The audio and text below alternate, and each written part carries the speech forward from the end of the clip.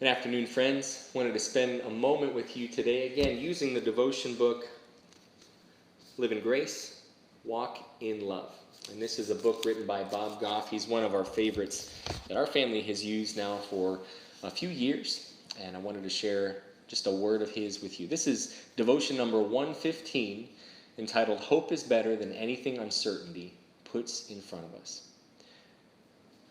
In his great mercy, he has given us new birth into a living hope through the resurrection of Jesus Christ from the dead, and into an inheritance that can never perish, spoil, or fade.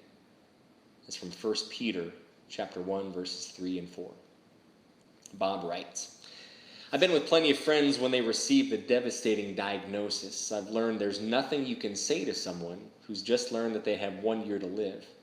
There's no pep talk for someone who've just been told that they'll likely never get out of a wheelchair.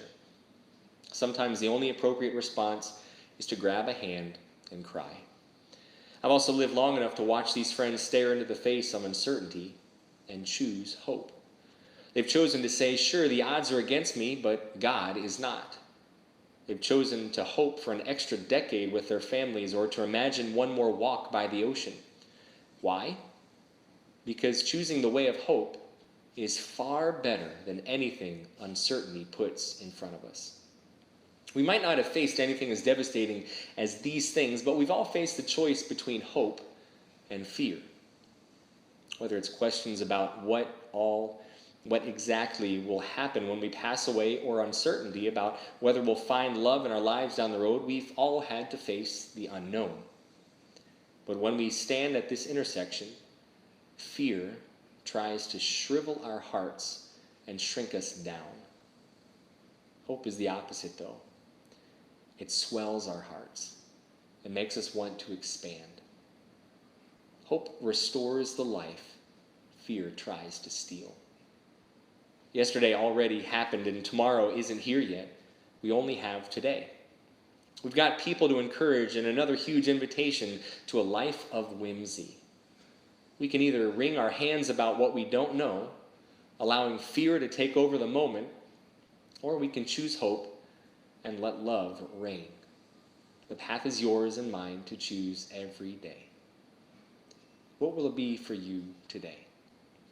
Hope or fear? I know a lot of us have been asking this very question now since March. Since school here in Texas, schools were closed. We've asked this question now since we've been, for the most part, at home, trying to stay away from a virus that we can't see, that many are fearful for their lives about. And as we should be. We've now seen loved ones get sick, and even some of them die. And that's hard. And as Bob says, there's no words that can make someone feel better or that can bring someone back to life. But we choose hope in Jesus. Although our loved ones and those who have gone to be with him, they won't come back in this life. We can be rest assured that they are resting with him today. That is the true hope that we have, the hope that we have in Jesus. God bless you. Look forward to seeing you again soon.